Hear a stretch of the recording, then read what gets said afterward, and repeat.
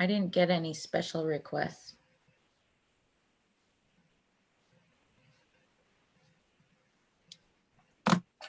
I'm looking that up for you now. Hold on, Katie.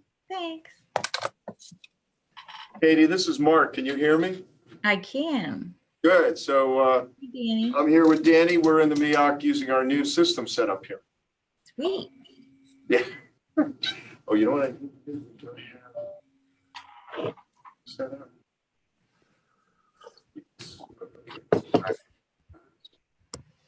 Hey, Katie, no one has signed up to speak. All right. Jeremy, I think we could probably start broadcasting because people are going to wonder what the holdup is. Okay, we are broadcasting. Oh, perfect. Okay. There's the mayor. Good morning, Mayor. You're still muted, Mr. Mayor. There you are. Good morning, everyone. How are you? Good. We're good.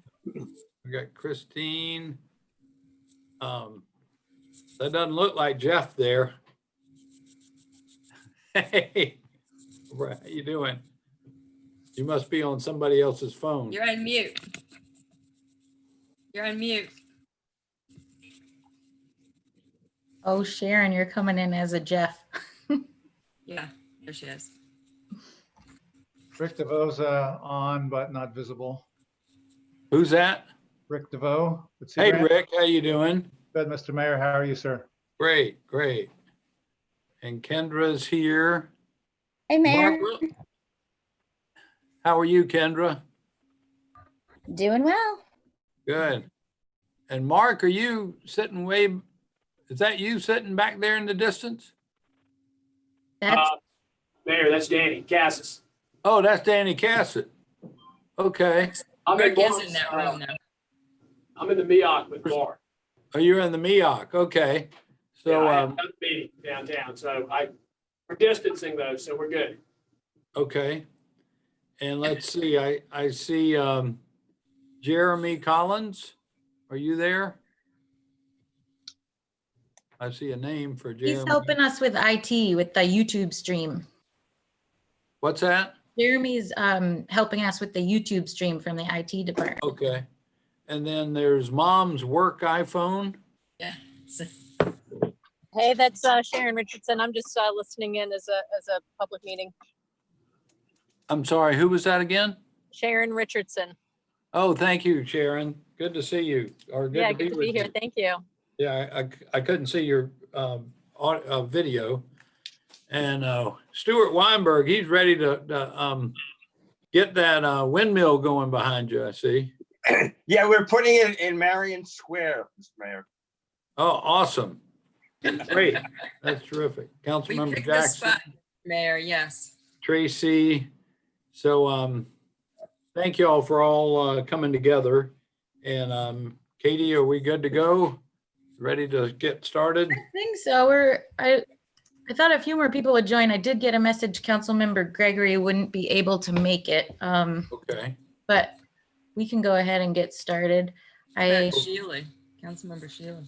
Yeah, And Doug James just joined us, and it's Scott Barheit.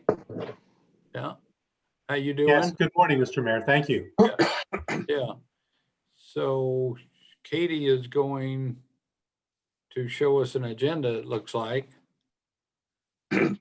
So I'd like to open the meeting officially, welcome y'all, and ask you to join me in a moment of silence, a moment or two. It's been an unprecedented time in our country, in our world, with the loss of George Floyd 2 weeks ago. So we remember him and his family. But lest we forget, we're in the midst of a pandemic, and over 100,000 United States citizens have now died because of the pandemic, including well over 500, now almost 600 South Carolinians. So again, join me in a moment of silence as we remember all those who we've lost.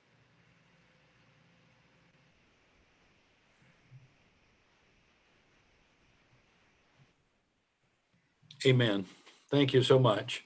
So, boy, we got a big agenda here. It's going to mostly be presentation by others. Katie's got a lot of it. Mark's got some of it. And then I'm really looking forward to hearing from Danny Cassis on some things we've been talking about and ideas for going forward. So I did want to welcome our new committee members. Doug James will be representing the Home Builders Association. Andy Barber had been with us for a while. Doug, I've known for many years.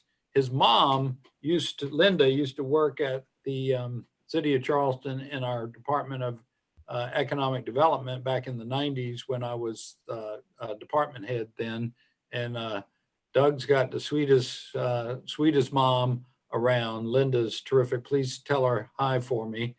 And Scott, we're glad to have you joining us from the Metro Chamber of Commerce as well. Welcome to our Sustainability and Resiliency Committee.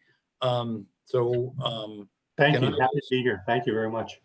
Yes, Scott and Doug, you out there, and I don't know if y'all know, but Doug's wife is Carol Lee Williams, who if Doug is not totally up on these issues of resiliency already, I'd be shocked. But if not, he can be up to date just by going home. Very true. Or Doug, you out there?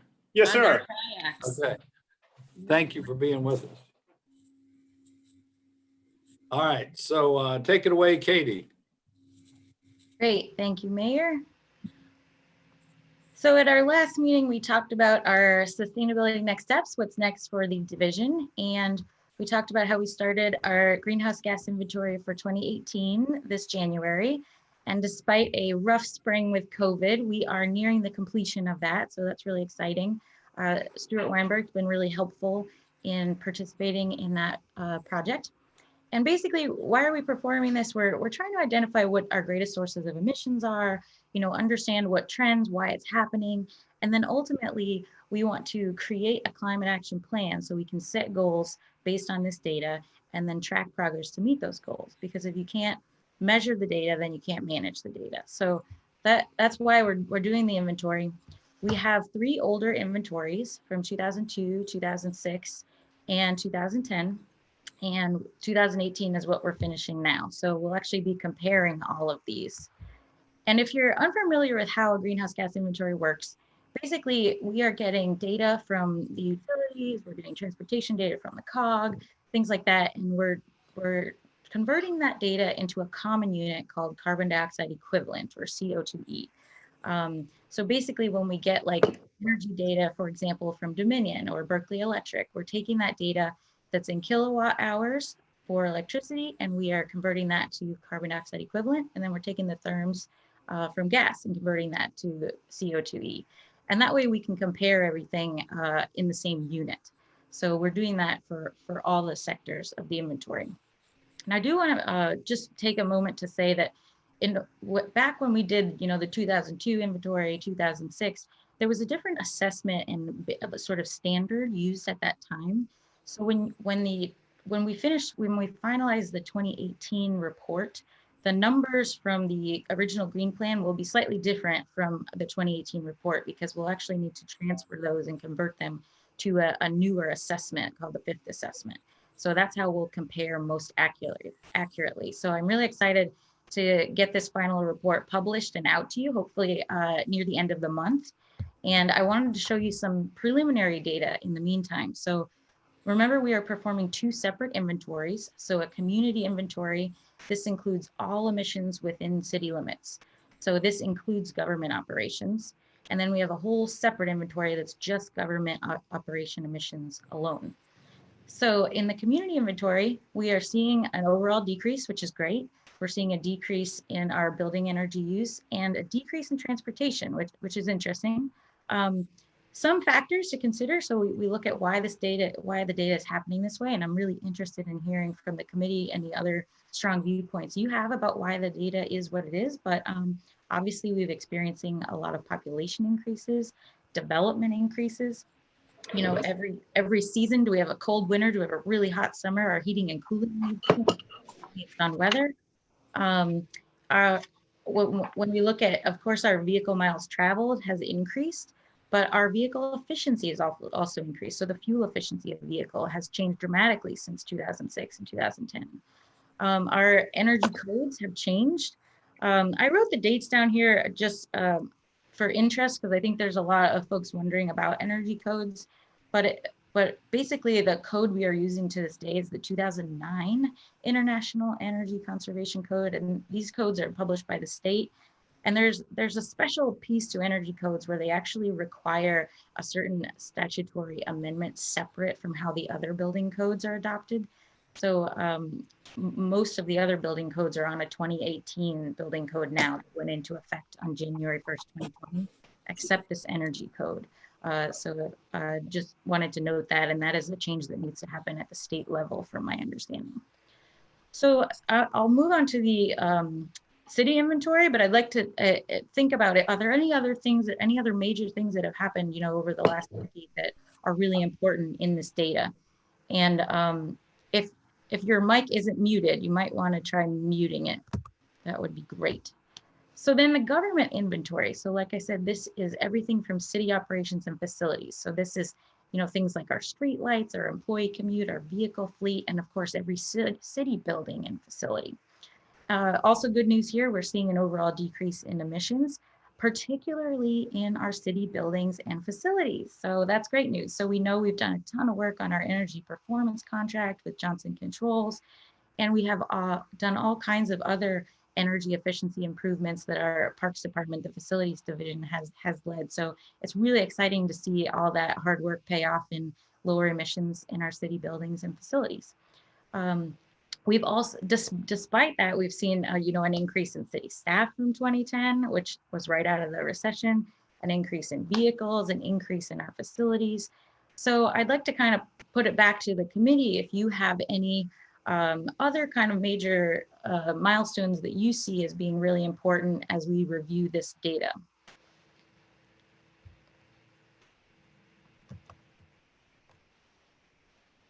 Anybody out there? And Katie, this is for 2018, so the COVID-19 reductions are not taken into account or do not factor in this, correct? Correct. Hey, Katie, can you hear me? Yes. Danny, yes.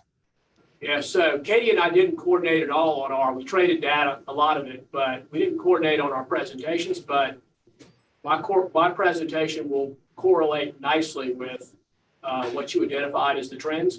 There are going to be some clear things that that you've already mentioned that are perfectly going to integrate. So I'll save my stuff, but you're exactly right. Great, thank you, Dan. So while we're still finalizing the numbers, I did want to share the preliminary findings. So basically everything is down, and also our per capita emissions are down since our population's been increasing. And this is an image straight out of the green plan that showed, you know, if we did nothing, what's that business as usual projection? And the really good news is we've done a lot of things and we're not on that business as usual projection. Now, it's really important to note that while this is good news, there is still a lot more work to do. The science is showing that we really need to reduce emissions to net zero as fast as possible and definitely within by 2050. So that will be something we consider as a new target when we look at our climate action process. Does anyone have any other questions or comments on the inventory before I jump into the climate action planning? Katie, this is Scott. Is this data able to be broken down in any way? I see that you separated government from everything else. Are there any other batches of data? And the reason I'm asking that is that are there any areas that are not decreasing, sub areas that are not decreasing that could call our attention to further work, or are there areas where we're doing it particularly well that might inform us on how we got there? Yes, great question, Scott. So we have the two separate inventories, and then within the inventories, the data is broken down into sector.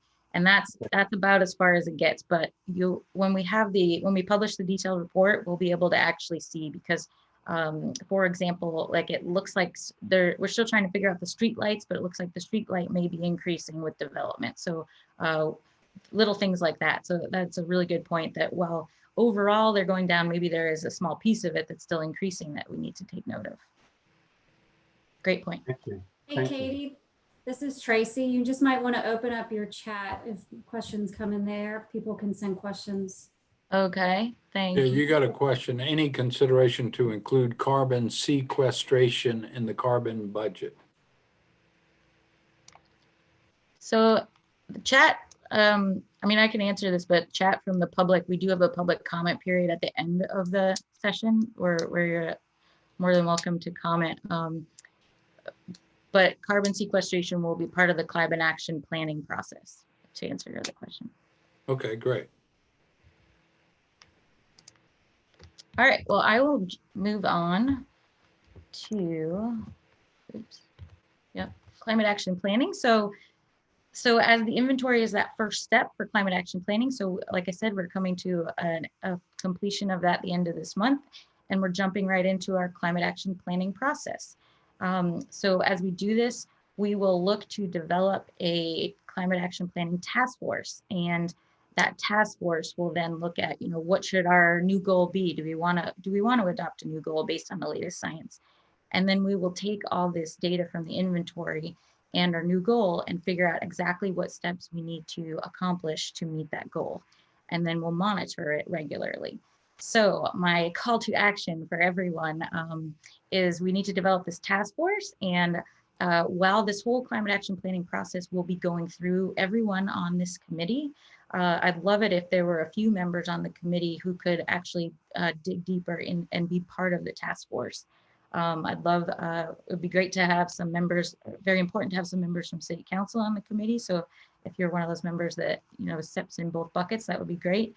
And of course, we want residents, businesses, organizations, anyone from the community that would like to be part of the process. So this climate action plan will really set our stage moving forward. So if anyone would like to volunteer either on the committee or, you know, that's in the public, you can let me know at any time. Just send me a message or mention it right now. That would be wonderful. And we're looking forward to kicking that off. Any other thoughts on the climate action plan? This is Christine from MUSC, and I would like to help. We're sort of in the same process. We'd like to get our own climate action plan going, and I have started working on our greenhouse gas analysis also. And I think that, you know, maybe we could align our plans as well, because, you know, we probably are a big part of your plan. Yes. As far as energy use in the city of Charleston. So I'd be happy to help. That would be great. Thank you. I know the College of Charleston is actually just starting theirs too. So hopefully they could participate too. Yeah, maybe we could all align our plans. That would be very useful. Yeah, I was just going to say right after you spoke, Christine, I was going to say, I'm sure we'd be interested in that as well. Yeah, and we are working on one here too. So great. Great. Thanks, Kendra and Christine. Katie, let's plan on giving a report at the next city council meeting about this meeting, but we can solicit other council members who are not on this committee if they just want to participate in this particular area. I did have one other question. So are you at the point already, or you'll be there at some point soon where you say the numbers are coming down, where we have a specific report on 2018 versus the last report that it's down X percent? Yes, we'll be creating that report, and I'll send a draft out to the committee when it's complete. Great. Terrific. Great. All right. Thank you, everybody. I'll move on. So then our next topic is we had talked for the 50th anniversary of Earth Day back on April 22nd, which, you know, all of our Earth Day event plans unfortunately got derailed with COVID, and the events won't be happening at the farmers markets this year, unfortunately. But we do still have the resolutions that the whole committee actually really helped to draft. So I wanted to show you, I know you've seen the latest version of this, and this is these are the detailed resolutions. So we talked about numbers 1 through 18 are actually resolutions and a commitment from government. So what is the city of Charleston committing to do to help reduce our environmental footprint and increase sustainability in our government operations? And then there was a great suggestion, I believe Mayor Tecklenburg had it, to include a community action point. So we added number 19 and we created a climate action pledge, and you all received that on Earth Day and many of you signed it. Thank you so much. And so this was a way for the city to sort of reaffirm our commitment to environmental stewardship and also start to involve the community and say, hey, we can't do this alone. We need everyone's help because everyone needs to be part of this solution. So I hope you all had a chance to review it. I thank you all for participating in writing it. I think it was really helpful having everyone's kind of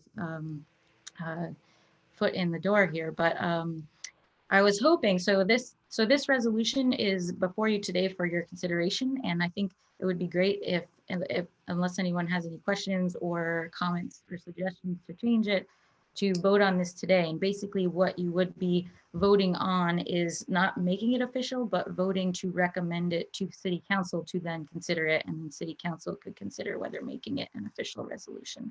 And just a resolution is a commitment. It's not a code, it's a commitment. So I'll turn that back over to the committee and Chairman Mayor Tecklenburg for any discussion. All right. Any discussion or comments, corrections? Could I entertain a motion that we recommend this resolution to City Council? I'll make that motion. Right. Second. Any further discussion? All in favor, please say aye. Aye. Aye. All right. Any opposed? The ayes have it. We'll take this to council at our next meeting on June the 23rd, a week from Tuesday. And I see Councilmember Shealy has just joined us, or maybe he's been on a while, but I saw him for the first time. Welcome. Yeah. Thank you, Mr. Mayor. I've been on for a few minutes, but I apologize for being late. I'm sorry. No problem.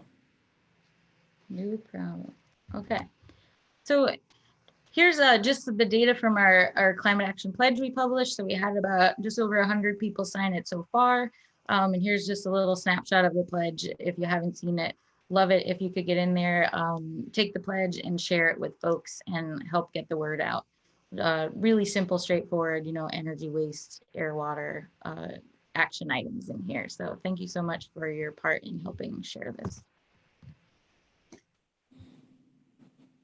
And then I wanted to, since our single-use plastic regulations went into effect on January 1st, 2020, I wanted to give sort of a six-month review of where we are at with that. So in the past, we've talked a lot about our business transition programs and how we did residents workshops for businesses and residents in the fall. So I'll shift to just kind of some final numbers for our giveaways. We're nearly complete with this $35,000 grant project, and I'm really proud to say that we were actually able to source nearly all of those funds locally, and they were all reinvested in our local economy. So that's really exciting to be able to partner with local businesses. But here's some numbers that I thought were some interesting. So in total, we have had 6,500 reusable bags, 1,000 reusable straws. Some of these are still being given away, but most of them have been given away already. We produced 1,000 signs for cashier areas. That sign on the far right in purple, that's a little tabletop sign you could put at the register. These have been available in our permit center. So when people renewed their business license in January, they could pick these up for free. We also had large poster signs, smaller poster signs. The stand-up sign there is an example of a sign we'll put at a farmer's market when we eventually reopen.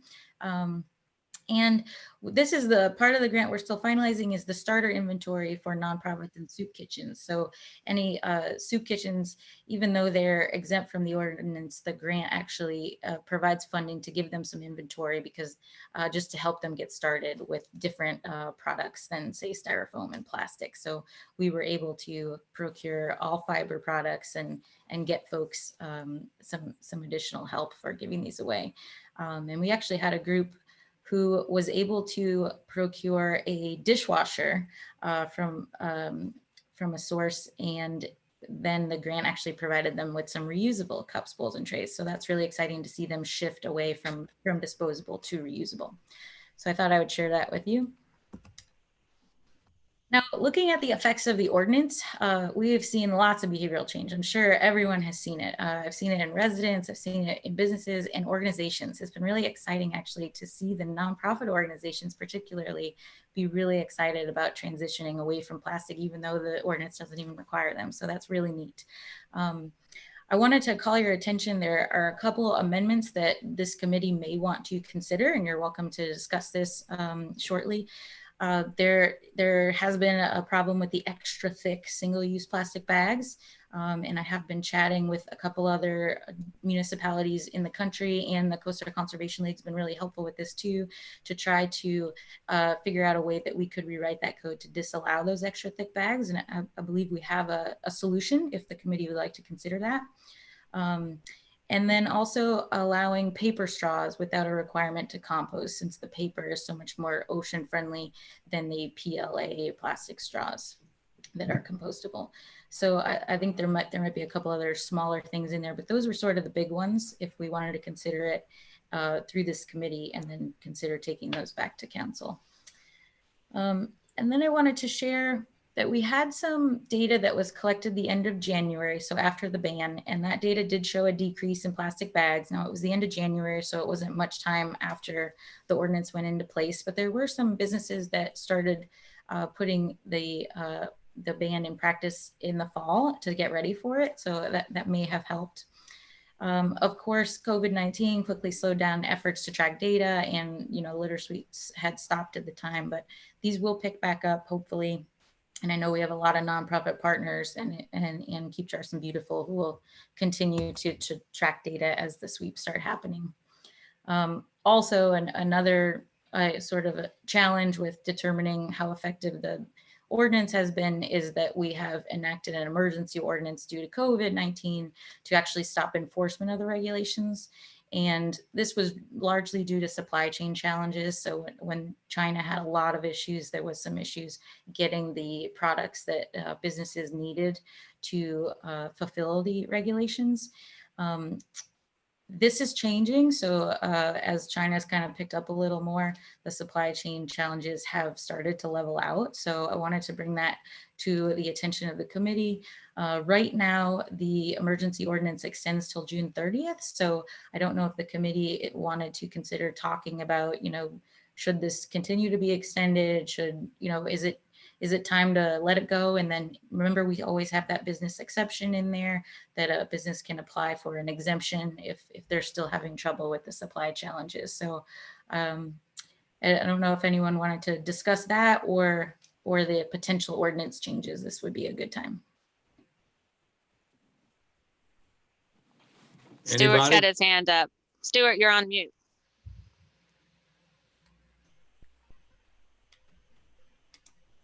You're still on mute. I got you. I got it. Thank you. You hear me now? Got it. Yes. Good. Okay. Sorry. It was a little different. One, I was privileged to join Katie in some of the presentations that were made throughout the community as this was going into effect. And you just watched everyone who was so appreciative that that Katie and the other groups that were with her were providing all this information to members of the community. And talking to people elsewhere who also put a single-use plastic bag ban into effect, no other municipality did what Charleston did to try to get the community ready for that. So hats off to Katie and everybody else, those other groups that joined Katie in doing that. I would definitely request that we move to change the ordinance to have the heavy use, single-use plastic bags also banned for the future. So whatever procedure we need to do that, I would move in that direction or make a motion for that effect. Second that. So, Stuart, describe for me what that would include. Well, I know that if I go to a liquor store, they will use that heavy use plastic bag. And most cases, those are, even though they claim they could be used over and over again, most people are using it as single-use plastic bags. So they're moving away from our purpose. And I think we're going to see so many of those heavier plastic bags strewn all over the place as we've seen the lighter weight single-use plastic bags. So if we can increase the thickness of our ordinance to include those heavy use single-use plastic bags, I think that would be something that everybody in the community would appreciate. So do they have like some millimeter thickness or some measurement that they go by? Yeah, Katie, can you help me on this? So one of the reasons we started with the 4 mil is because typically a 4 mil plastic bag is going to be more expensive than a paper bag. So we thought that that would just wash out easily. And then in talking to folks, we found that some states have figured out a way to completely eliminate those. So when you're looking at some of those larger chains, especially where they have to deal with multiple regulations in many states, they're needing to, diversify what they're procuring. So they're sending all the paper to the states that have complete plastic. One thing we found, like I said, the league really helped us with this, is describing the handles in the ordinance, and basically a bag with handles that are stitched and not heat fused. That could, if we change the definition of reusable bag, we're confident that could really help with the situation. So, and that would still allow the plastic bags like your Trader Joe's bag that's still plastic, but it's much more considered reusable. All right. Mr. Mayor, this is Rick DeVoe. May I chime in, please? Yes, sir. Absolutely, Rick. Thank you. I'm very interested in this, and Stuart, thanks for the motion. I would like, because this obviously the last couple of minutes of conversation put out there a few variations on the concept in terms of the thickness of the bags, whether or not they have handles or not. And I would be very interested as a member of this committee to look at what those various options or considerations might be if we were to move towards the elimination of a heavy duty or whatever they're called bag, that we know exactly what that means, so that when council considers that recommendation from this committee, that those conversations have been had with the committee here. I don't know if that makes any sense, but that's what I'm trying to say. In other words, you're saying we should drill down and be a little more specific. I would like that conversation to occur here, so that it doesn't have to happen at city council necessarily. Now, it still may happen at council, but right. But knowing exactly what the recommendation might be, I think would be helpful. That's my opinion only. Mr. Chairman, how about if we ask Stuart to amend his motion that this committee will recommend whatever detailed changes to our current plastic ban ordinance are necessary to prevent the use of the bags that we're all talking about, and then authorize Katie to have that conversation with whoever can help her craft the motion that will come to council. I'm worried about the timing. First of all, our group doesn't meet that often. And I know that there's still a very strong movement to do the preemptive bill at the state level that could potentially endanger our ordinance, regardless. But I think the more we make changes to it right ahead of any next session of the legislature, we might then find ourselves, in a problem of keeping our ordinance intact. So, right. Those are So, certainly good considerations. Thank you. And Carol, this is Stuart. I agree with you. So could I suggest another aspect of this is that I think what we've done so far, its effectiveness was elevated by the fact that we were basically in sync with Mount Pleasant and a couple of the other towns as well. And so I think it would be wise to come up with that specific language and then have a conversation with the other jurisdictions that are in sync with us already before we take the next step and see if we can kind of bring everybody along at the same time. So could I suggest, Stuart, and not to wait for this committee to meet again 2 or 3 months from now, but that we charge Katie with the mission of coming up with that more specific language and then send it out to this committee by email, and at the same time have those conversations with the other jurisdictions to see if we can get everybody on board. Totally agree, Mr. Mayor. Thank you. And I Mayor. agree too. I'm sorry. And this is Councilmember Shealy?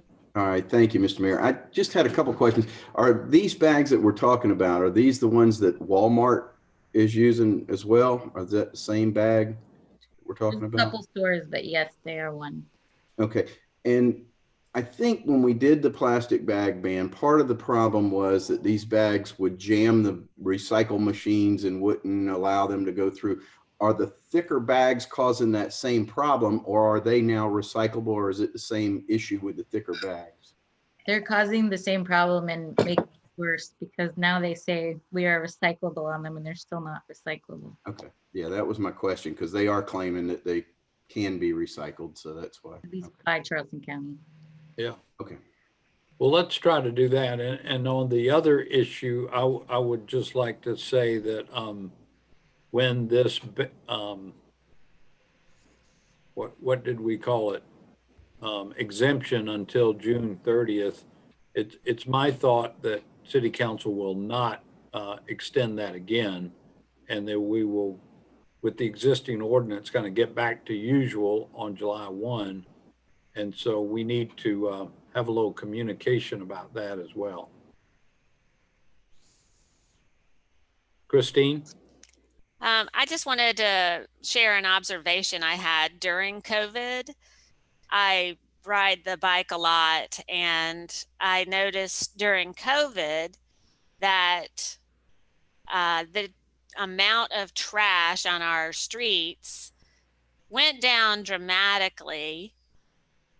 And then as soon as things started to lift and people were able to go back out and move around more, It starts throwing trash again. especially going towards our beaches, there was more trash. So my observation was that the people, you're not trashing where you live, you're littering, you know, in other people's communities. So the areas along the coast that have all these ordinances that are banning these materials, I think really do need to work with areas that are inland, because I do feel like some of this trash is coming from outside because I've seen it now.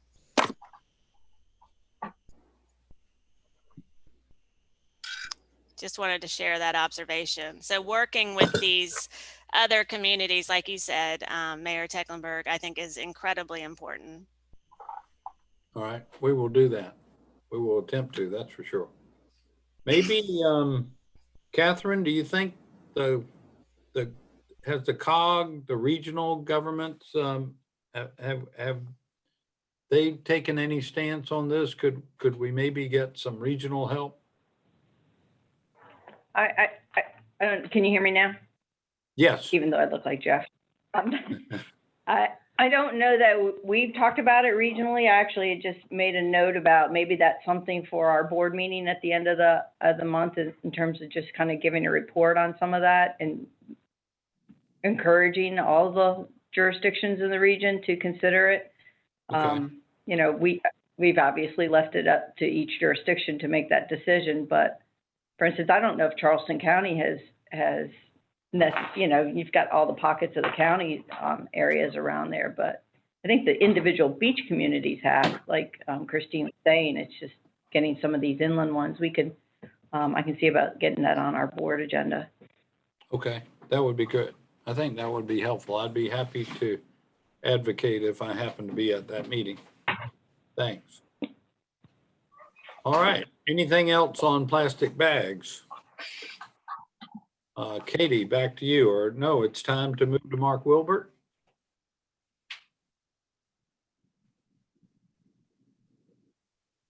Thank you, Mayor, and good afternoon or good morning, everyone. Just a couple of quick updates from me. I won't take a lot of time. I just wanted to let you all know that our vulnerability assessment is now done. It's finished. We're currently going through the final technical details of how we post it online. And probably within the next couple of weeks, we'll be able to go ahead and put that report and make it available to all of you and the public online.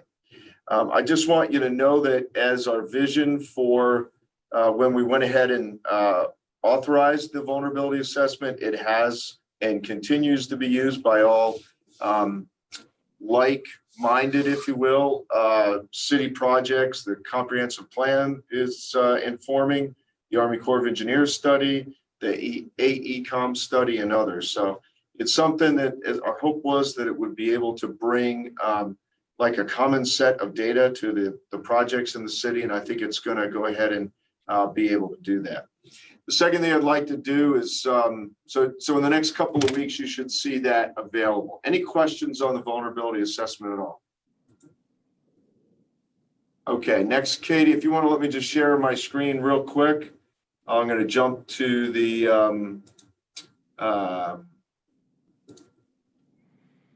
okay, you can leave it here. This is fine. So the next thing I'd like to do is just remind everybody that the 19th, that's next Friday, is the end of the 60-day comment period for the Army Corps Peninsula Flood Risk Management Study. We have been out doing a lot of public education. Last night, we did a webinar, and supposedly there were over 500 people on it. There were over 500 people signed up, and I believe we listening this morning or reading some emails, they think they had over 500 on it. I believe we've been successful in reaching over 1,000 people to date by a rough number counting. And we've got a couple of sessions next week as well. So I think we'll hopefully close in on maybe 1,500 or so. But it's really important that if you're interested in comment, you take the time to comment. I would offer to you that to the extent that you can, that you desire to go to the Army Corps webpage, and there's everything you could ask for about this project on that webpage. You could spot to provide public feedback. You can do a interactive overview. The entire report's online. There's a video from the commander online, as well as a whole bunch of frequently asked questions. So anything that I think you could want to know is available there, as well as we'll have 2 webinars next week that are focused on our city neighborhoods. Those invites have been sent out. So just to say that 19th sit, I know, I think Kendra Stewart's now been on 4 of my webinars that we've done. She's probably tired of hearing me. And so anyway, I'll just leave it at that and just encourage you all to get on. If you have any questions, please give me a call. Mark, you can share your screen now. Well, that's okay. I'm good. I think you had it covered, and Danny is ready to go. You have Danny's presentation up? Oh, you got it. Okay, I got it. I'll let you advance it. How about that?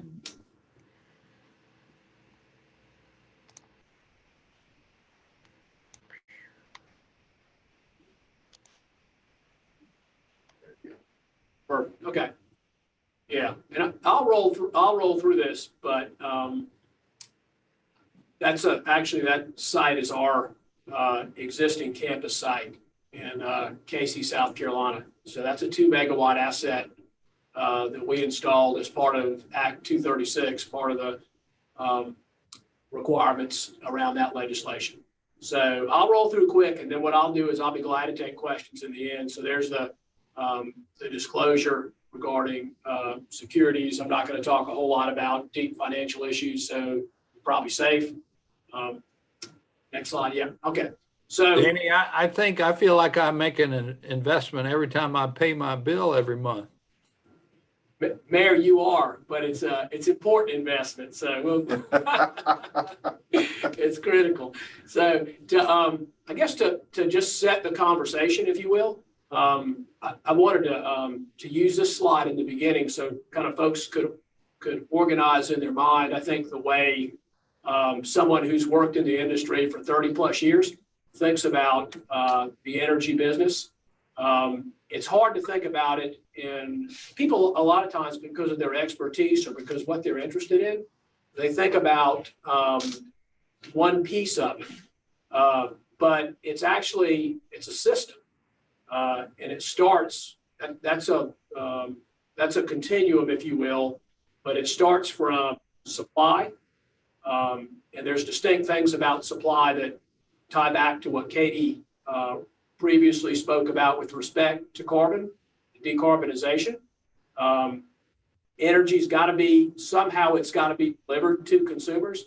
If you're Stewart, you self-generate some of your supply, but very few people actually generate all of their supply. So there's this independence that happens between consumers with an energy delivery system in the middle and then a supply system on the other end. So the last piece of it, and the mayor's already talked about it a little bit, but is the customer side. What happens on the load side, which then is driving what you do on the supply and the energy delivery. So I'll put those pieces together for you and I'll talk in each of those spaces for a little bit, because at the end of the day, if you're going to have a conversation about sustainability, and you're also going to have a conversation about resiliency, you have to talk about all the three pieces, and then you have to understand how they connect to each other and fit together. So next slide, Katie. Yeah, so, maybe the biggest and one of the most important things that Dominion has done, and they did it, I think, really a couple of days before our last meeting, was to sign on to the net zero pledge, where you can see Dominion's done, and Legacy South Carolina Electric and Gas has done a pretty good job of decarbonizing and driving the supply to be much cleaner. But it's certainly not where we need to be. But I think it's important to recognize that there is a goal, there is a date, and the company's committed to net zero greenhouse gas emissions across our entire electric and natural gas operations. So one of the things that you saw in Katie's slide or in Katie's presentation is you're already seeing the benefits of the downward trend of the supply. But that's a trend. But in order to get to net zero, the supply's got to get a lot cleaner, and there's got to be a certain number of steps that have to take place. And today, technologically, you can't actually create 100% green supply. You've got to do some things actually with either technology advancement. You've got to have another iteration in technology, really around the concept of storage. And then, even then, you're likely to have to create other things to offset carbon. You might do reforestation or some other concept to, in totality, reach the net zero greenhouse gas goal. So I'm going to come back to some conversation about that, but I wanted to make sure we understood kind of the foundationally how Dominion looks at and how I look at the goal for 2050. So next slide. Yeah. So this is the 2019 mix, and I think that again it speaks to what Katie was talking about before. What happened really is, or has happened in the supply, are two things. One is natural gas has about half the pound mass of CO2 per megawatt hour. So as gas is economically dispatched, it replaces coal dispatch And that cuts automatically those megawatt hours in half in terms of the CO2, in terms of tons of CO2. All right, so then you throw in pretty significant solar development. And although from a capacity perspective, it's not as, it doesn't show up on the chart, but those are pretty aggressive moves. And you'll see another chart where you'll start to see many more megawatt hours are coming from solar. And then the other thing that's really important is you have to have the hydro. And the reason why the hydro is really important is because as solar continues to become, it's what I call fuel limited. It's driven by the fact that if the sun shines, it produces. So if you overproduce or need something to do with the resource, you got to have a place to put it. Well, if you have pumped hydro, oversupply can be accepted to some degree. It allows you to integrate more solar onto your system and become even cleaner. So those are the mixes today. But what's kind of really already predetermined in terms of the net zero goal, you'll see obviously less and less coal. Nuclear's must run. Those are zero carbon megawatt hours. And then you take on more solar, and then you have an opportunity then to integrate that either through more storage or through different contractual obligations on the solar.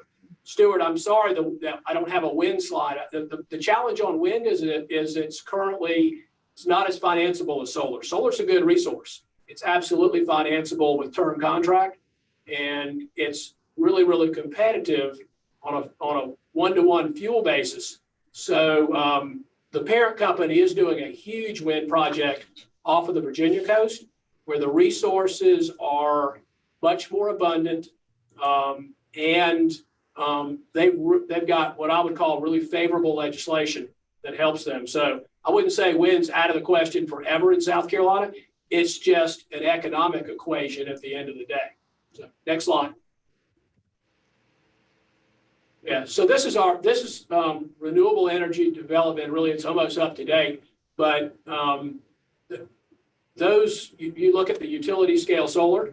So think of a megawatt as, to give you some idea of the amount of infrastructure that's in place.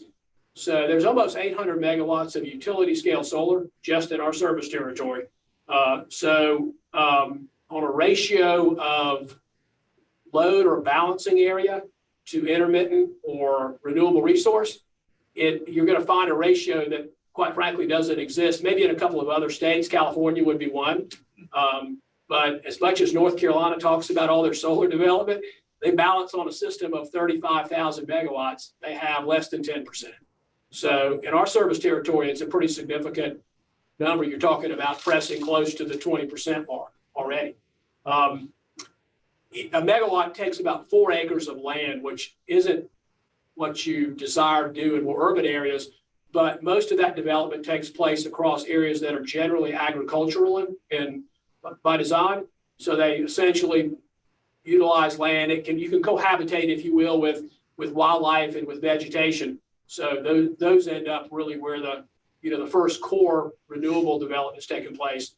And I think it's important to note again the hydro. Part of that's pump storage, which allows you to integrate large amounts of renewables, but you've also got some run-of-the-river projects too that are also pretty critical to the way the system operates. Next slide. Yeah, so there's 2 pieces of really important legislation that have taken place in South Carolina. Act 236 allowed for what I would call the first iteration of renewables. We met all the statutory requirements that were in Act 236, and then it actually did what it was supposed to do. So it's always good when you have legislation to go back and say, what were your goals, and then what did you actually accomplish? So not only were the goals that were just codified into law were those accomplished, but maybe the most important thing that happened is it created a clean energy economy, or it was the catalyst, which then allowed for much additional development. So notice there was only a requirement for, it was 1% requirement for utility scale project. That's 42 megawatts. 770 megawatts essentially developed without the need for legislation. That was a function of the success, I think, in 236. Act 62 is successor legislation. It is, I would describe it as being a lot of good parts, but maybe not as cohesive and integrated as it could be.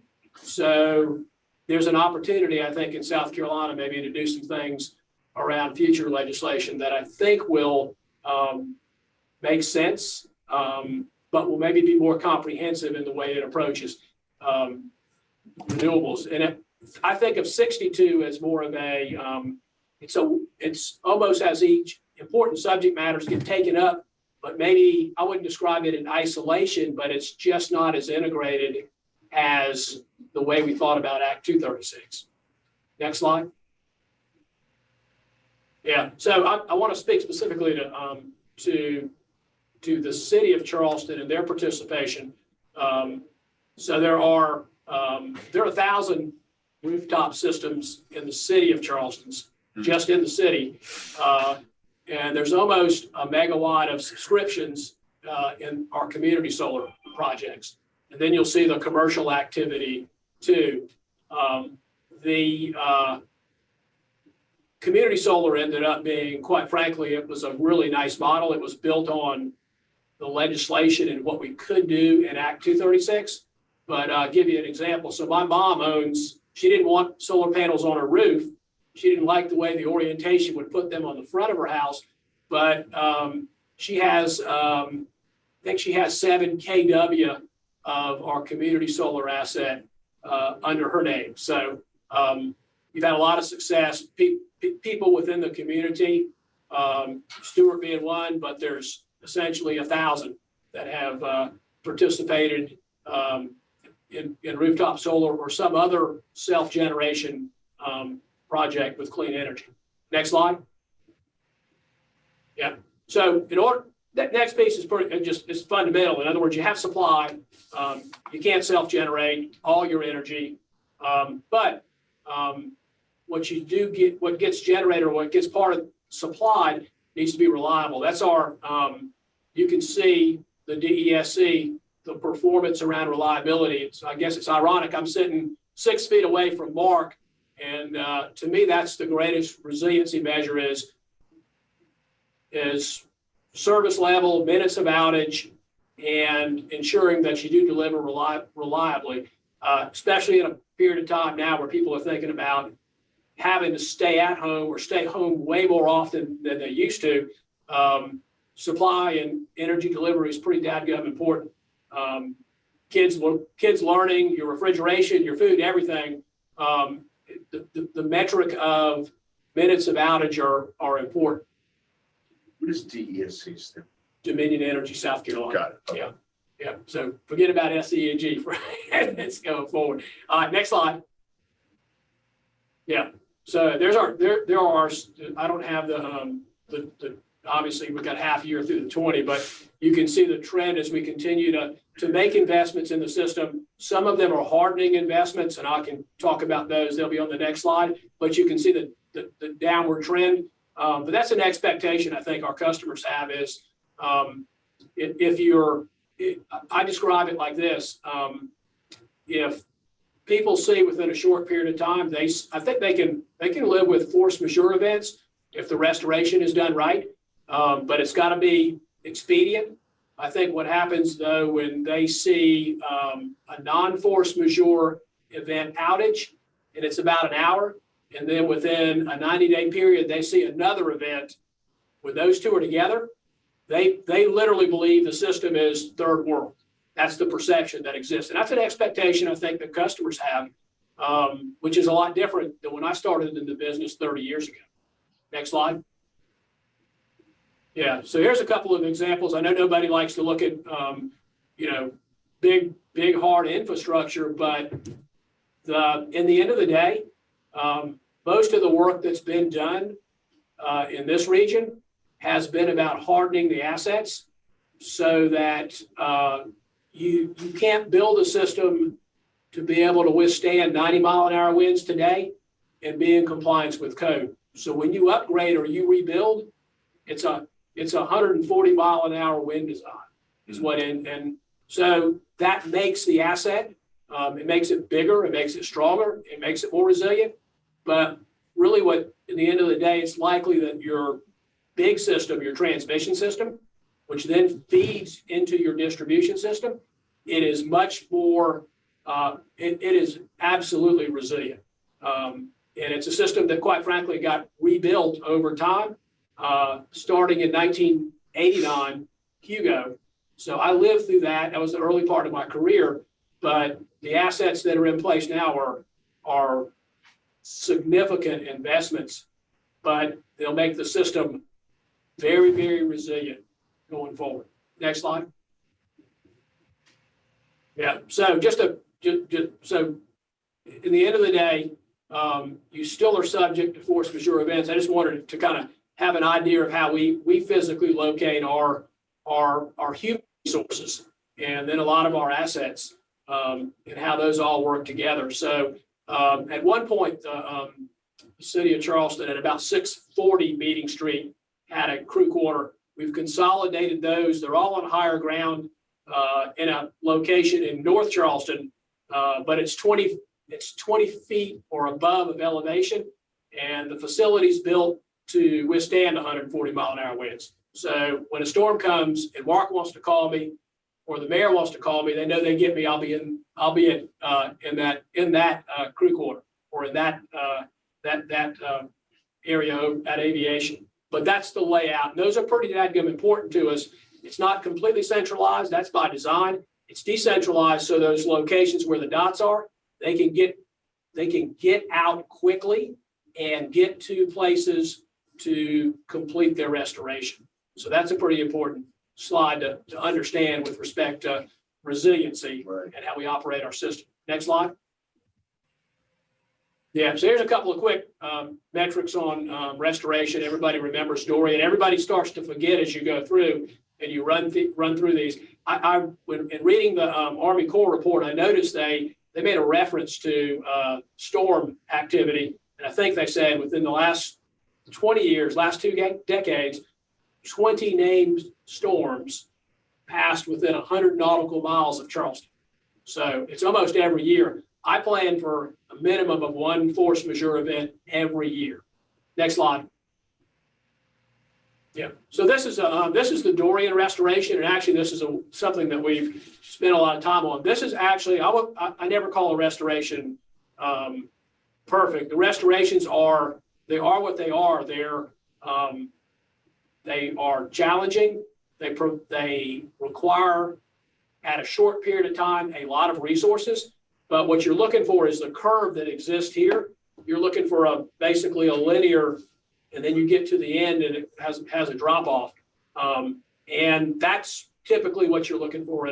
The numbers are going to go up.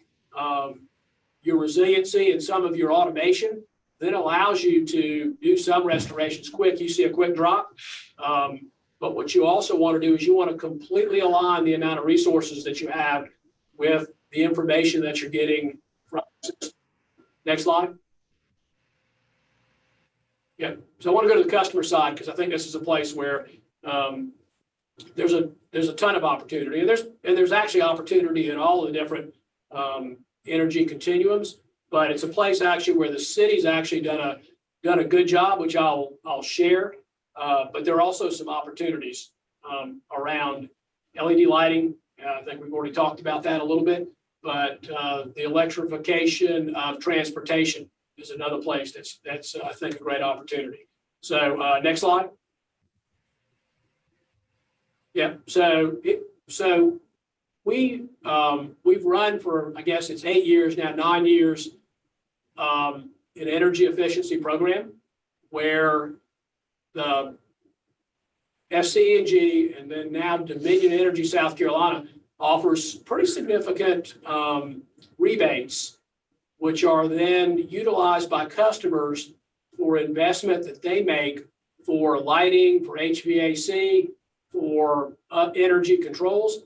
The city has actually been a champion on using some of those incentives and then investing themselves in what ultimately ends up in lower energy consumption and lower demand. So the way the programs work generally are that the utility can share resources in the money that actually gets invested or that the consumer invests as far as the incentive is concerned. It essentially allows for the deferral of supply side, less generation, or it pushes it out. So the better, more effective investment is actually energy efficiency.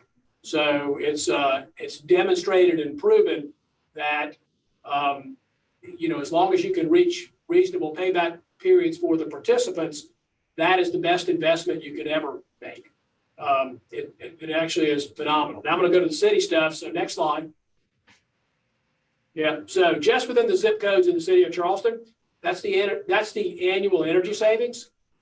There's the peak, 6 megawatts actually, and there's $5 million worth of incentives that have gone into the. So those are. It's not perfect. I pulled zip codes that were in the city of Charleston. Some of those would be interspersed a little bit with, say for instance, the town of James Island. So it's rounding, but I can tell you when I looked at the addresses in the specific accounts, that's a really good number. So when you think about decarbonizing, you can't beat what I call a negawatt because it's gone. It's no longer, there's no carbon, and there never will be, which is why that's really the most significant investment that you can make. That drives your carbon down. Not only do you have to deal with your supply, but you deal with your load side too. Next slide. Yeah, here's a couple of projects of note. So in every capital project the city undertakes, they do a really good job on the analysis with respect to how they can create energy efficiency. So there's the, here's these projects, just a couple of projects that are just direct city of Charleston projects. So, $250,000 from incentives, the energy savings, the reduction in the peak. And then I think the most recent project, which got a lot of press, next slide, was the Raleigh Park. Yeah. So the changing out of the lights at the ball field to LED. So that change out warranted a $54,000 incentive from the company, and then look at the savings, 70,000 kWh, which are significant. So kudos to the city for their investment or focus on the energy efficiency side. Next slide. Yeah, so this is a hard one to see, but what most important thing is on the right-hand side of that slide, in the resolution, and I don't know, Katie, if that was my ad on that resolution or not, but I wanted to focus on this. There are 6,000 what I call Cobra headlights that are in line for an incentive for LED replacements. And they're, for the most part, they're all over the service territory, wherever there's overhead assets. So there are 6,000 potential replacement lights that we're currently working on with the city as part of, they likely will be the first participant in our change out program, which is really in the end of the day scheduled to be offered to all municipalities. But to the mayor's credit, he immediately saw the opportunity, and then with Katie's work, and then with others at the city, we think it's a great opportunity. So that's advancing. Next. Yeah. So in addition, we're in the process of investing in what I would call technology infrastructure. We don't have full deployment of what I would call smart metering, but you can see the schedule. So starting in 21, we will have advanced metering infrastructure, which will cover the low country.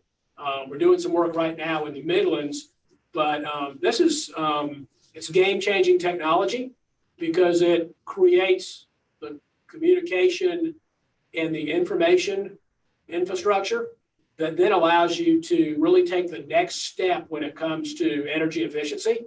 You can actually ultimately link up value and time, which is the piece that is missing today and causes the creation of models that maybe have estimates but aren't as precise. You get to precision really with this investment. So this is one that you're seeing deployment all over the country, but this will ultimately have a significant impact on demand side management programs, the additional ability for customers to understand their energy usage and how they can levelize their demand and how they can also reduce consumption. Next slide. Yeah, so that's generally how the system works, and ultimately that's how the communication system works, which I want to all the way over to the right is actually, you know, the middle two pieces are pieces that are of huge interest, obviously, to the utility, the distribution automation that helps with the resiliency, but the communication network can also be used as a bridge for other opportunities with the city. So they might be, most people use the term smart city, and specific applications on the communication network that might mutually benefit both parties should be available for a further business conversation with the city. So that's the other thing that's exciting about the smart metering. It comes with the communication infrastructure too. Next slide. Yeah. So I spoke briefly about electrification. So those are the charging stations that exist today within the surrounding area. Katie knows this, and I'm not breaching any confidentiality agreements, but we're working with the biggest names in the world, quite frankly, on additional infrastructure to make sure that we can address kind of the concept of range anxiety. So you can have an EV, but if you don't have a place to charge when you're in the public, or it takes a long time, it really starts to diminish the opportunity, the value of the opportunity. We just finished up with an installation south of here in Hardyville. It's a Tesla installation, and we engaged with them, I think we engaged with them 60 days ago. They got approval, and they built a supercharger station outside of Hardyville within 30 days. So that's how fast you're seeing people starting to take advantage of an interest in EV technology. But I would say that would be a place where Trendline's great. We're really bullish. We'll be having some filings that we'll be making probably before the end of the year based on the regulatory calendar, but that will create some opportunities. There's always an opportunity to do bilateral agreements with municipalities where we're the franchise supplier. I think that you know, we should fill the page with dots, I think, to the extent that we can create opportunities for clean transportation. Next slide. Yeah, so really back to again the energy continuum. So as we talk about sustainability and resiliency, I would remind everybody that some things fit in one bucket, and they're clearly in one bucket, and some things fit in a different bucket, but there's overlap and there's dependency. And when you think about how you're going to solve problems like creating, you know, potentially the most sustainable city in the Southeast, forget about South Carolina, let's think about bigger than that, but do it in the context, at least on the energy side, of the three buckets and how they might work together to give you the best value in the long run. Next slide. Yeah, that's some of our work that kind of representative of all those boxes. And the next slide. Yeah, so I don't think anybody can dispute this. They may try, but the city of Charleston has made significant strides in the last 10 years on a number of clean energy initiatives. The numbers back that up. I think the real question is, though, what are the next steps for Charleston? And again, you know, maybe it's by fate that Mark and I are sitting in here, and Mark's working on something, you know, to ultimately make Charleston as resilient and be able to deal with, you know, the force of nature in a way that is critically important to the city. But there are other things to also be thinking about and working on. And I think it's an important question.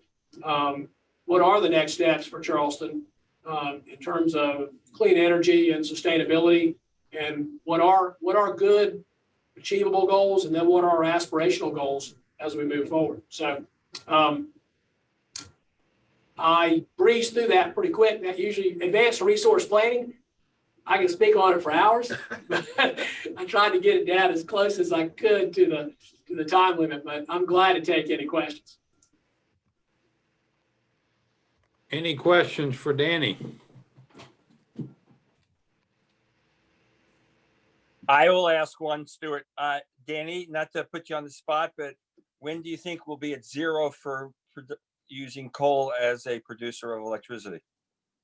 So the challenge on coal. So we discussed kind of the economic dispatch piece. So as gas continues to and remains, most competitive fossil fuel, that puts coal on a back burner. The thing I always remind people is today you would operate just on economics, you would operate on gas and you would operate on nuclear. I think what happens is it's important to have energy storage is a really, really, really important piece of this equation.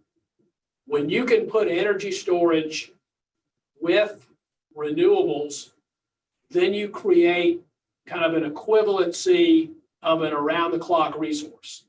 So you're then automatically starting to take 2,000 pound mass CO2 megawatt hours and replacing them with zero. So our current resource plan doesn't, it starts to address that. You probably, if you read it, what you would recognize is there's this desire to go to that next step. And obviously we already said we were going to do it with the pledge. It's a matter of how you do it, but do it in a way that's creates optimization. So investments in the end of the day get paid for by everybody. So as you retire, you've got to have something right now to replace what you retire. So what's the optimal way to do it? It's likely to be gas today, but it's not far off from storage plus renewable being kind of the next iteration. So I think you're going to see a series of steps in that process.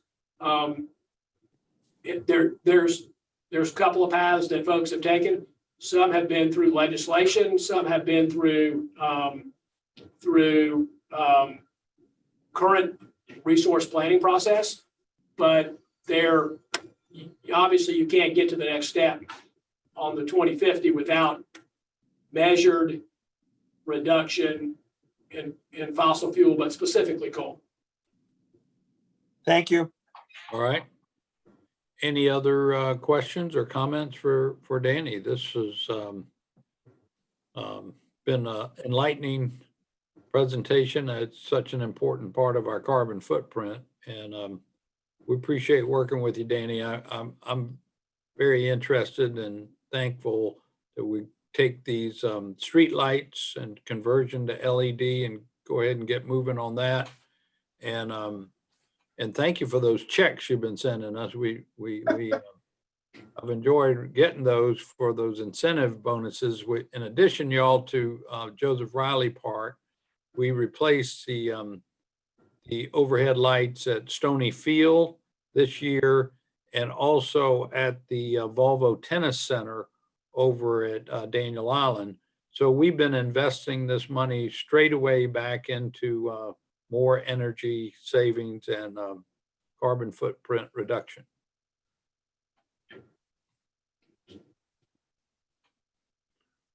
All right. So public comment. Anybody out there who would like to be heard by this committee at this time? Katie or Tracy, do we have a way of identifying and unmuting them? I'm not sure that anyone wants to be heard. There was one chat let's see, Marla wanted to point out about the upstream trash. Thanks for pointing out that the bags are not recyclable, even if they say it on the bag. The issue of supply and demand, there's more supply than demand. We have the Adopt a Highway program that is a statewide program, and you can contact Palmetto Pride and ask to speak to Mallory. Each county has a program to set up clean coastal. Katie, can you hear me now? Oh, you're there. Yeah. There she is. Hi, yeah, so I just, if anybody has questions about that, the issue of, inland folks cleaning up, I volunteer with Surf Rider, but my job as is the Adopt a Highway program coordinator, and that is something that's statewide all over South Carolina. So there are efforts being made to not just clean up coastal towns, but inland towns as well. And as we know, there's quite a few places inland that have not adopted the bag ordinance and are still using plastic bags. So I just wanted to kind of point that out, that there are groups in place to take care of litter, but the ordinance isn't something, as we know, that is statewide. Right. Thank you, Marla. Appreciate that. Thank you. Anybody else out there? Any committee members want to comment on anything that's been presented today?